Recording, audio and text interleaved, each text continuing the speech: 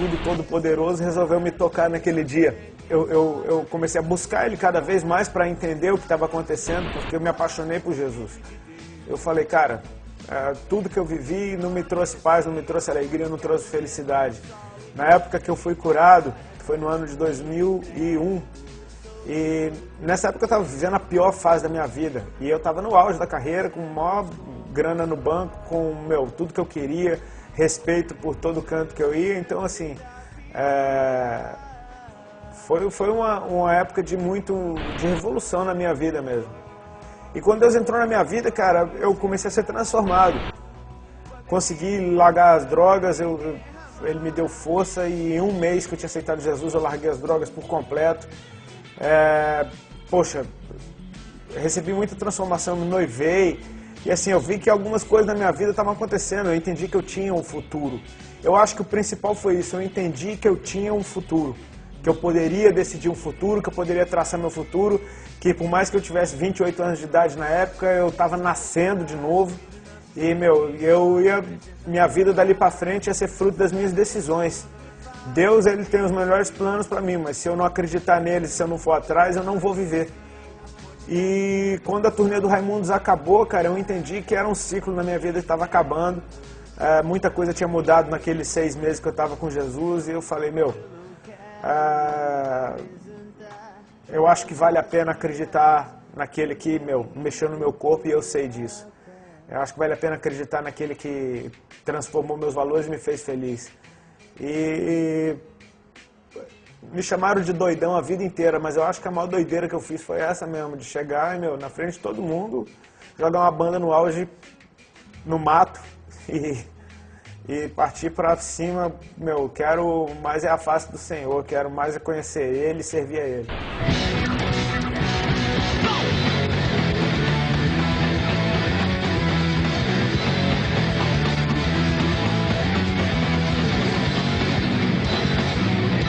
O Rodox é uma banda que, com todas as besteiras, ela foi uma banda legal.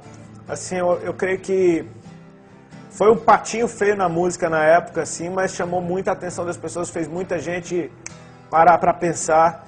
Era uma banda que eu queria usar como veículo para pregar o Evangelho, mas eu também usei como desabafo, o que foi uma coisa negativa. Tinha muita mágoa nas músicas, muita resposta, muita necessidade de afirmação. Tinha um peso que não era gostoso.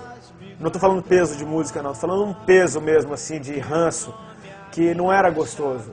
Hoje eu não consigo ouvir nenhuma música do Rodox, porque, me lembra uma época muito triste, assim, porque eu estava trabalhando tanto ataque, tanta crítica, tanto ódio vindo das pessoas para cima de mim, coisa que eu nunca tinha experimentado na vida. E o Rodox, se formou em 2002. O primeiro CD acho que saiu em 2002, 2003. A gente chegou a gravar 2 CDs. E a banda, ninguém da banda era cristão, eles gostavam do som, gostavam da parada de estar na banda, mas não tinham os mesmos ideais que eu. E naturalmente eu fui mergulhando cada vez mais no Evangelho, na obra de Deus, e eles foram cada vez mais querendo as coisas do mundo. Então, assim, naturalmente a gente se separou. Parece que foi um replay de quando eu saí do Raimundos. Quando eu saí do Rodox foi a mesma barulheira, a mesma gritaria, a mesma internet detonando, mesmos veículos de imprensa metendo malho, só que meio que já estava tipo, vocês se repetem pra caramba. Eu queria levar o Evangelho, mas tinha aquela raizinha de querer, mostrar que o Rodox era melhor que o Raimundos. Eu acho, na minha opinião, musicalmente era muito melhor do que o Raimundos. Eu acho, porque os músicos eram muito melhores, a música muito mais trampada, o som era mais sério, sabe? Tipo, era uma coisa que eu não tinha vergonha de ouvir na rua, como eu tinha vergonha de ouvir o Raimundos. Eu não tinha vergonha de botar pra minha mãe ouvir, como eu tinha vergonha de pôr o Raimundos. Então, assim, era um negócio que era mais eu do que o Raimundos. Mas aquilo ali também era uma grande vaidade minha, sem dúvida alguma. Vaidade, tudo aquilo ali era vaidade, meu.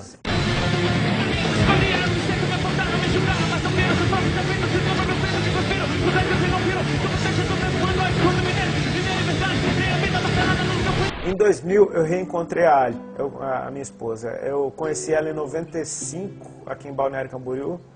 E em 2000 a gente se reencontrou, ela foi morar comigo em São Paulo, os dois, cada um mais louco que o outro. E naturalmente com a nossa vida de loucura junto, a gente se piorou muito, começamos a viver o inferno. E aí no meio daquele terror todo, aí ele começou a buscar a Deus. E ela começou a se converter em casa mesmo, com as irmãs que oravam por ela, até que essas mulheres de Deus foram orar lá em casa. E eu fui pego numa dessas aí. Deus me pegou, né? Numa dessas aí. Ela, sem dúvida, foi a pessoa que trouxe Deus para dentro da minha casa.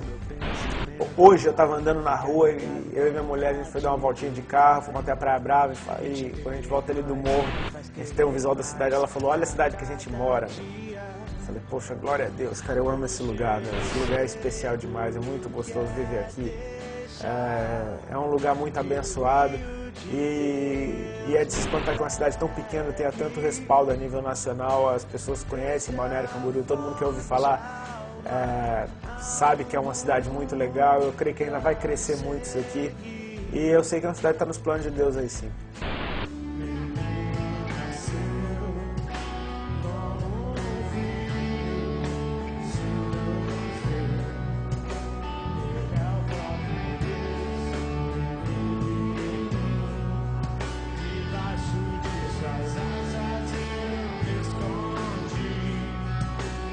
Hoje eu tenho uma vidão, cara, graças a Deus. Meu sustento vem basicamente da venda de CDs, né? Que eu continuo gravando CD. A Bíblia diz que o trabalhador é digno do seu salário e por onde eu passo a gente recebe oferta. Eu não cobro para visitar lugar nenhum, para ir a igreja nenhuma, para ir a congresso nenhum, mas é um costume das igrejas ofertarem na vida dos obreiros. Então, assim, a gente, graças a Deus, eu entendo que Deus tem sustentado a gente através disso. Teve meus investimentos também, que eu não sou burro, né, cara? Não toquei o dinheiro no mato, não queimei ele todo, não fumei ele todo. Então, assim, investi em alguns imóveis e tenho como viver. Não vivo com muito luxo, não, mas graças a Deus tenho uma vida sossegada.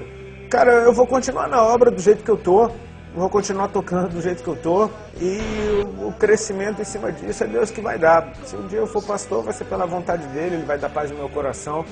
Eu, por enquanto, não me vejo parado num canto sendo pastor de uma igreja local, porque eu entendo que Deus, não foi a vontade dele eu ter sido do Raimundos e ter sido aquela coisa louca lá, mas já que eu fui, ele pegou aquilo e usa, transforma aquilo em bênção e através do meu nome ter sido conhecido no mundo, eu posso chegar nos lugares, atrair a atenção de pessoas que não conhecem a Jesus ainda para ouvir falar dele. O futuro é hoje, né? O futuro é hoje, a gente não sabe o dia de amanhã. A gente entende que o passado ficou para trás, que o presente é hoje, que o futuro a Deus pertence. Eu posso te dizer, se você pertence a Deus, o futuro é hoje. Hoje é o tempo de fazer mudanças, hoje é o tempo de fazer a coisa certa, hoje é o tempo de amar as pessoas que estão ao teu redor, hoje é o tempo de ser produtivo, hoje é o dia de ser transformado. E em Deus você tem tudo isso. Eu creio que a melhor coisa que uma pessoa faz é reconhecer que ela não é independente, porque existe um Criador que fez tudo isso funcionar. E eu acho que é muita arrogância da criatura questionar esse Criador. Então a coisa mais inteligente é voltar para Ele, voltar ao plano original dele, tentar se colocar no centro da vontade dele para que a gente possa experimentar o melhor dessa terra.